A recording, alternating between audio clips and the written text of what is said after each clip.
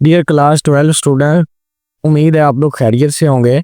इस वीडियो में हम लोग चैप्टर नंबर 4 के हैंड रिटन नोट्स से शॉर्ट क्वेश्चन आंसर को समझेंगे और याद करने की भी कोशिश करेंगे। तो सबसे पहले मैं बता दूं कि चैप्टर 4 में से इस साल 3 शॉर्ट क्वेश्चन आने हैं और एक एमसीक्यूज आना है। बहुत से बच्चे ऑर्गेनिक को कुछ ना कुछ समझ आ जाती है उनको, लेकिन इनऑर्गेनिक में बहुत ही ज़्यादा स्ट्रगल रहती है हर साल की तरह। इसलिए मैं अब आप लोगों को बड़े ही आसान अल्फाज में और बड़े इजी नोट्स बना के मैंने आपको समझाने की कोशिश की है, तो आप लोग इसको साथ साथ समझ भी लें और साथ साथ याद भी कर लें। अब पहला क्वेश्चन है कि H2SO4 act as dehydrating agent.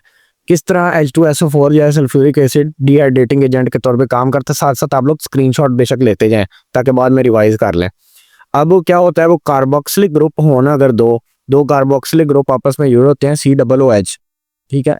उसके अंदर अगर तो हम लोग कंसनट्रेटेड H2SO4 कंसनट्रेटेड और डाइल्यूट का, जैसे कि आप लोगों को पता है कि CONC कंसनट्रेटेड वो होता है जिसके अंदर मिकदार ज़्यादा हो किसी चीज़ की, यानी कि H2SO4 है। अगर H2SO4 ज़्यादा मिकदार में मौजूद है और वाटर कम मिकदार में, तो ये कंसनट्रेटेड। लेकिन अगर पानी की मिकदार ज़्यादा होगी और H2SO4 की मिकदार कम होगी तो वो हमारे पास होता है डाइल्यूट। ये आम अल्फाज से, चलो इसको छोड़ो। अब डिहाइड्रेशन का मतलब होता है डिहाइड्रेटिंग का कि किसी रिमूवल ऑफ वाटर, यानी कि इसके अंदर से किसी चीज के अंदर से पानी को निकालना। तो अब ये दो कार्बोक्सिलिक ग्रुप है, इनके अंदर जब हम लोग H2SO4 डालेंगे कंसनट्रेटेड वाला, तो ये क्या होगा, ये इस तरह होगा, ये दोनों H2O, ये वाला H2O, ये चीज एक बनेगी, ये देखें ये H2O बन गया। उसके बाद ये वाली जो चीज है ये CO2 बन जाएगी, ये CO2 बन गया, और पीछे ये रह गया कार्बन मोनोऑक्साइड, ये CO बन गया, ठीक है। उसके बाद हमारे पास दूसरा, अगर एक और दो रिएक्शन से हम लोगों ने मिसाल देनी है क्योंकि ये 2 नंबर का सवाल होता है। HC डबल बॉन्ड OOH, यानी कि ये अगर तो मैं कहूँ कि किस तरह होता है, अब ये असल में इस तरह था HC डबल बॉन्ड OH। इसके अंदर भी जब हम लोगों ने कंसनट्रेटेड यानी कि हाई पावर वाला H2SO4 डाला, तो क्या होगा, ये भी H2O को अलहदा कर देगा और CO को अलहदा कर देगा। वो किस तरह कि ये वाली चीज अलहदा हो गई, H2O बन गई, डिहाइड्रेशन हो गई। H2O लाजमी बनना है डिहाइड्रेटिंग एजेंट में, और पीछे ये वाली चीज हमारे पास CO बन गई, ठीक है। ये इसको बेशक इस तरह भी लिख सकते हैं, एक ही बात है, वो हम लोग बॉन्ड्स को शो नहीं करते।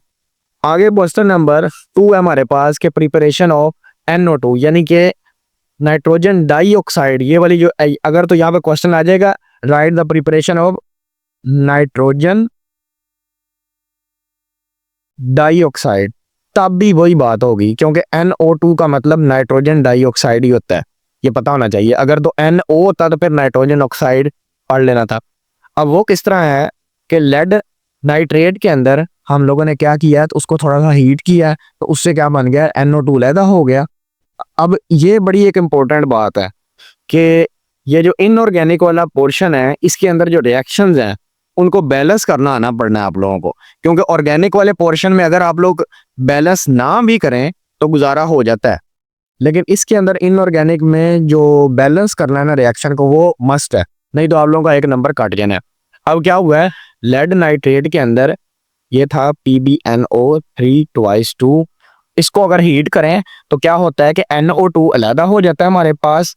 उसके बाद हमारे पास NO2 अलहदा हुआ, लेड ऑक्साइड बन जाएगा और जमा ऑक्सीजन बन जाएगी। अब इसको बैलेंस आप लोगों ने करना, तो वो बैलेंस आप लोगों को अलहदा वीडियोस आप लोगों को प्रैक्टिस करनी पड़ेगी, तब जाके आएगी। पहले मेटल को, फिर नॉन मेटल को, फिर ऑक्सीजन को, फिर हाइड्रोजन को, इस तरह करके 3-4 मेथड्स हैं, वो जो सी मर्जी आप लोग यूट्यूब से सर्च करें और उसकी प्रैक्टिस करें। नहीं तो 3-4 ज़्यादा से ज़्यादा 10-12 रिएक्शन है, उसकी बैलेंस याद कर लें। इसमें इनऑर्गेनिक में इतने ज़्यादा रिएक्शन नहीं है। उसके बाद दूसरा तरीका, कम से कम 2-2 रिएक्शन हर चीज़ के लिखने हैं अगर ये इधर आए इनऑर्गेनिक वाले क्वेश्चन में, क्योंकि ये 11-12 क्लास है। उसके बाद दूसरा तरीका है कि कॉपर के अंदर अगर तो हम लोग नाइट्रिक एसिड डालें तो उससे क्या होगा, उससे भी हम लोग ये बना सकते हैं नाइट्रोजन ऑक्साइड। ये वाली चीज़ बनानी होती है। ऑर्गेनिक में तो ये होता था बाय प्रोडक्ट असल वाली लिख दें तो खैर है, बाकी ना भी लिखें तो मसला नहीं होता, लेकिन इसके अंदर पूरे का पूरा ही रिएक्शन आप लोगों ने लिखना है, तो तब जाके गुजारा होगा, ठीक है। और यहाँ पे भी 4 डाल दें, ये बैलेंस हो गया हमारे पास। अब उसके बाद ये वाला इंपॉर्टेंट बड़ा क्वेश्चन है, ring test for the formation of nitrates. तो सबसे पहले इसके अंदर रिएक्शन लिख लेना आप लोगों ने कि आयरन सल्फेट जो है FeSO4, उसमें नाइट्रोजन ऑक्साइड अगर हम लोग ऐड करेंगे तो FeSO4 डॉट NO, ये यानी कि इसके प्रेसिपिटेट्स बन जाएंगे इसके अंदर। ये वाला रिएक्शन लिखने के बाद किस तरह पता लगेगा हमें कि इसके अंदर नाइट्रेट्स हैं, तो NO जो है उसके ब्राउन कलर के नीचे एक कंपाउंड बनेगा, ठीक है। NO form the brown coloured addition compound with FeSO4, इसके साथ ये वाला, ठीक है, which is use to confirm the presence of nitrates, यानी कि ब्राउन कलर के छोटे छोटे प्रेसिपिटेट्स बन जाएंगे या इस तरह की कोई चीज़ बनेगी जिससे कन्फर्म हो जाएगा कि इसके अंदर नाइट्रेट्स मौजूद हैं। ये वाला जो क्वेश्चन है ये सबसे इंपॉर्टेंट है। आगे है nitrogen differ from family member, यानी कि नाइट्रोजन अपने ग्रुप वालों से दूसरे मेंबर से किस तरह डिफरेंट है। तो अब अगर तो ये डिफर की बजाय यहां पे मैं एक और बात बताऊं, एनामोलस का लफ्ज आ जाए, एनामोलस बिहेवियर साथ लिख दे, BIOUR, यहां लिख दे कि how why nitrogen is different from its family members या एक्सेप्शनल बिहेवियर।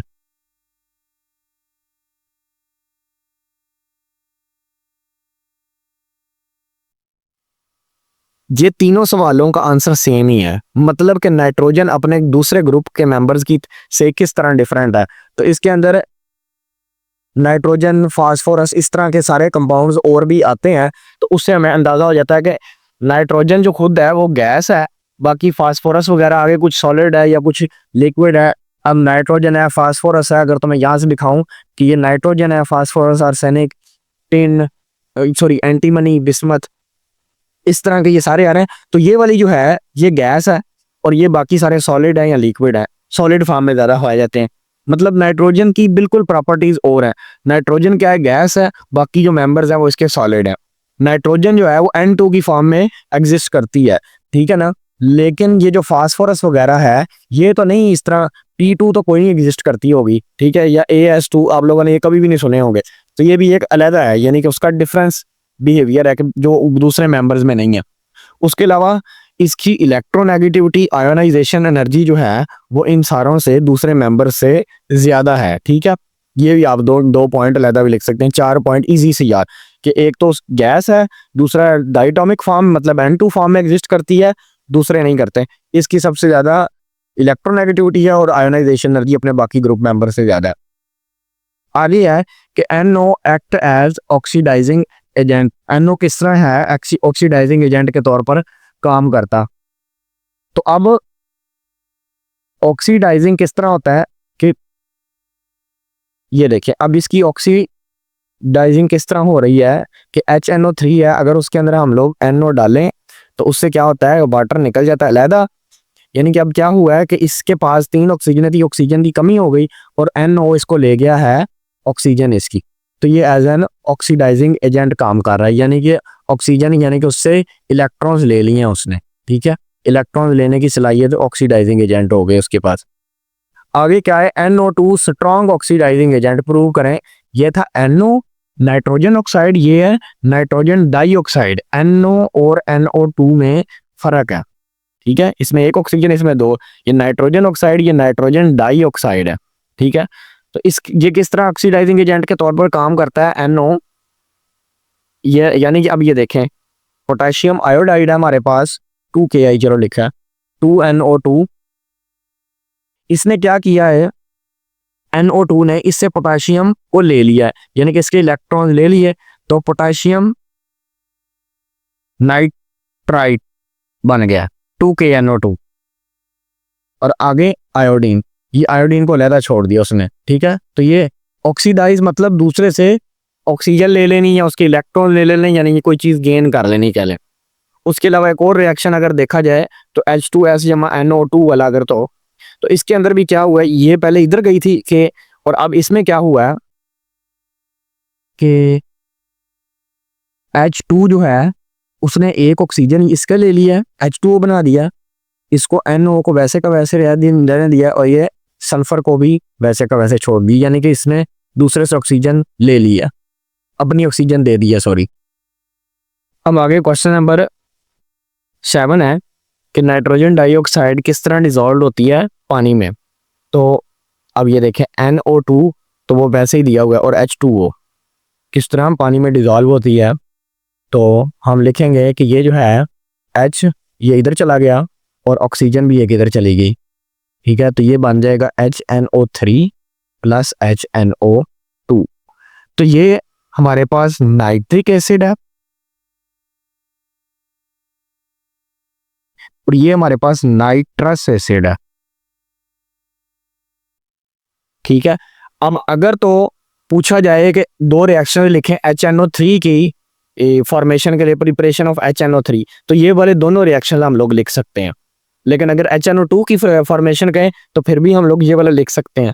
तो ये 2-3 सवाल इसके अंदर इकट्ठे बन गए। एक और भी इसका रिएक्शन लिखा हुआ है कि 4NO2 plus 2H2O plus O2, ये अगर मिले तो फिर भी HNO3 बन जाती है, लेकिन बैलेंस करना जरूरी है, जरा बैलेंस जरा ध्यान से करें, बैलेंस के बगैर सवाल गलत हो जाएगा। आगे N2O nitrogen dioxide supporter of combustion. अब इसके अंदर यही मसला है कि कहीं पे डाई नाइट्रोजन ऑक्साइड आ रही है, कहीं पे नाइट्रोजन डाइऑक्साइड आ रही है, कहीं पे नाइट्रोजन ऑक्साइड आ रही है। इन चीज़ों को बस आप लोगों ने परखना है थोड़ा सा। अब N2O किस तरह सपोर्ट करती है कंबस्टन को, यानी कि आग लाने के अमल को। सल्फर में अगर तो सल्फर इसके साथ रिएक्ट करेगी डाई नाइट्रोजन ऑक्साइड से, तो वो सल्फेट थोड़ी सल्फाइड और N2 यानी कि नाइट्रोजन गैस रिलीज हो जाएगी। दोनों में यही हो रहा है। अगर तो फास्फोरस और सल्फर इसके साथ रिएक्ट करेंगे तो वो क्या होगी, नाइट्रोजन गैस रिलीज हो रही है और ये आग जलने का अमल हो रहा है। आगे है preparation of die nitrogen oxide. अब ये N2O बनाने का क्या तरीका कार है, तो ये रिएक्शन लिखा हुआ है बुक में भी आप लोगों को कि जिंक जब नाइट्रिक एसिड के साथ रिएक्ट करता है तो वो N2O बना रहा है, नाइट्रोजन डाइऑक्साइड। बाकी सारा रिएक्शन पूरा करना ही करना है आप लोगों ने बैलेंस करके। उसके बाद NH4NO3 भी N2O की फॉर्मेशन में काम आता है। आगे ये वाला बड़ा इंपॉर्टेंट सवाल है, Y SO3 dissolved in H2SO4, ये H2 sorry why SO3 is dissolved in H2SO4 but not in water. ये जो SO3 है वो H2SO4 में डिजॉल्व हो जाता है लेकिन पानी में नहीं। अब ये देखें SO3 का रिएक्शन करवाया, H2SO4 बना और आगे उसने हीट रिलीज कर दी। आगे H2SO4 को SO3 में डिजॉल्व किया है तो वो H2S2O7 बन गया और उसके अंदर दोबारा अगर हम लोगों ने H2O डाला तो वो हमारे पास H2SO4 बन गया। पहले तो रिएक्शन लिखना हमने, उसके बाद इसके कुछ पॉइंट्स हैं। थोड़ा सा सवाल इसका आंसर लंबा हो जाएगा लेकिन समझे, जब SO3 को हमने डिजॉल्व किया वाटर में, उसने क्या बना दिया है H2SO4। This reaction is highly exothermic, यानी कि हीट रिलीज हो रही है, बाहर निकल रही है। SO3 is less soluble in water at high temperature, जब टेम्परेचर ज्यादा होगा तो SO3 उसके अंदर डिजॉल्व नहीं होगा। अ डेंस फॉग, फॉग मतलब यानी कि एक मिस्ट सी बन जाएगी, धुआं सा, which does not easily condense, यानी कि उसको वापस लिक्विड में नहीं चेंज किया जा सकता या सॉलिड में। This cause great inconvenience to factory workers, यानी कि वो धुआं सा बन जाएगा और वहाँ पे हो सकता है कुछ बेहोश हो जाए, अंदर सांस में चली जाए तो वो इरिटेशन या डेथ भी हो सकती है। Required concentration of H2SO4 is not prepared, SO3 first dissolved in H2SO4 to give oleum. अब ओलियम क्या चीज़ है, ये ओलियम है जो मैं समझाना चाह रहा था। ओलियम अगर तो वो कहे ओलियम बनाने का तरीका तब भी ये लिख देना है। अब 2-3 सवाल इकट्ठे बीच में हो जाते हैं, ओलियम किस तरह बनाया जा सकता है। एंड देन डिकम्पोज, दोबारा उसको डिकम्पोज करते हैं, तोड़ते हैं, उसके अंदर पानी डाल के ताकि H2SO4 बन सके। डायरेक्ट नहीं बनाते क्योंकि वहां पे बहुत ज्यादा धुआं फैल जाएगा। क्वेश्चन नंबर 11 है कि कॉपर किस तरह रिएक्ट करता है डाइल्यूट और कंसंट्रेटेड HNO3 के साथ। डाइल्यूट के साथ रिएक्ट करेगा तो यहाँ पे 3 लिखा हुआ है और यहाँ पे 8 लिखा हुआ है, तो ये वाली नाइट्रोजन ऑक्साइड पैदा करेगा, ठीक है, मेन प्रोडक्ट जो है। बाकी ये बैलेंस रिएक्शन आप लोगों ने याद ही रखना है। अब ये और भी काम कर सकते हैं हम इस रिएक्शन से कि NO की प्रिपरेशन और NO2 की भी प्रिपरेशन हमारे पास हो गई है यहाँ पे, ठीक है। एक ही सवाल में 2-3 चीजें भी कवर हो सकती हैं। इसी तरह अगर कंसंट्रेटेड वाला रिएक्ट करेगा कॉपर के साथ तो वो नाइट्रोजन डाइऑक्साइड बनेगा। यहाँ पे नाइट्रोजन ऑक्साइड बन रही थी, यहाँ पे नाइट्रोजन डाइऑक्साइड, और यहाँ पे दोनों की एक एक प्रिपरेशन भी होगी। अगर नाइट्रोजन ऑक्साइड की करना चाह रहे हैं और नाइट्रोजन डाइऑक्साइड की, जो कि पीछे भी हमारे पास एक सवाल आया था कि चलो वो तो N2O वाली का आया था, ठीक है, प्रिपरेशन ऑफ N2O। N2O की भी हो गई, अब हमारे पास NO की भी हो गई और NO2, यानी कि हमारे पास अब तीनों प्रिपरेशन हम लोगों ने याद कर ली, NO की भी, NO2 की भी और N2O की भी। सवाल कुछ था, जवाब कहीं से हमने कुछ और भी बना लिए हैं। अब यही फायदा होता है। आगे HNO3 यानी कि नाइट्रिक एसिड के यूज लेबोरेटरी में बहुत ज़्यादा काम आता है। नाइट्रोजन के फर्टिलाइजर मतलब ये खाद वगैरह बनाने के, एक्सप्लोजिव्स मतलब ये बम धमाके करने के, और for making varnishes and organic dyes यानी कि ये भी लैब के अंदर ही यूज़ होते हैं चीज़ें। आगे HNO2 किस तरह नाइट्रस एसिड जो है रिड्यूसिंग एजेंट के तौर पे काम करता है, तो ये दो रिएक्शन लिखने पड़ेंगे आप लोगों को।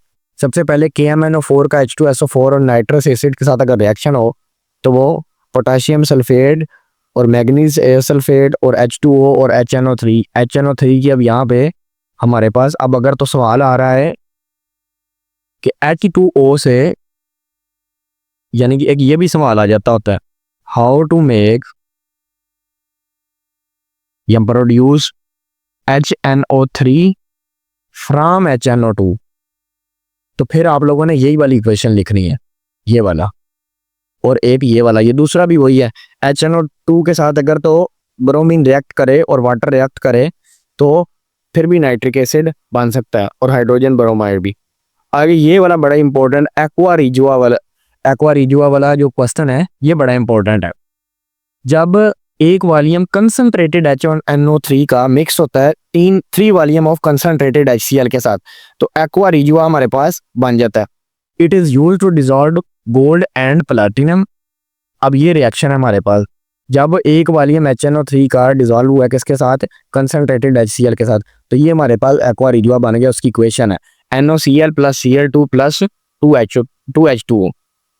अब NOCl formed decompose to give, अब इसको हमने और तोड़ना है, नाइट्रोजन ऑक्साइड और क्लोरीन अलग-अलग हो जाएगी, इसको डिकम्पोज हुआ है तो ये चीज़ हमारे पास आ गई है।